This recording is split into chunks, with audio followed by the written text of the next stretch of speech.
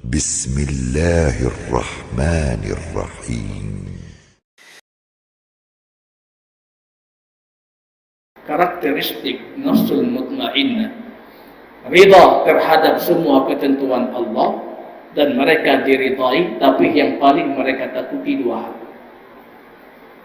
Kalau kita perhatikan dalam Al-Quran disebutkan, yang pertama paling mereka takuti kalau ibadahnya tidak diterima. Ini yang hari ini tidak pernah kita hadirkan. Itu paling mereka takuti. Kalau ibadahnya tidak diterima, walladzina yu'tuna ma atau wa qulubuhum wajilah. Besok di hari kiamat membuat berbagai macam hal. Mereka sudah di dunia melakukan perkara yang sangat banyak, tapi qulubuhum wajilah, hati mereka takut.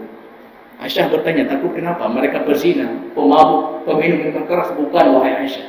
Tapi siapa? Mereka itu orang yang salah, orang yang zakat, tapi takut tidak diterima amal ibadahnya. Ini jamaah rahimani wa rahimakumullah, tingkat tertinggi daripada keikhlasan.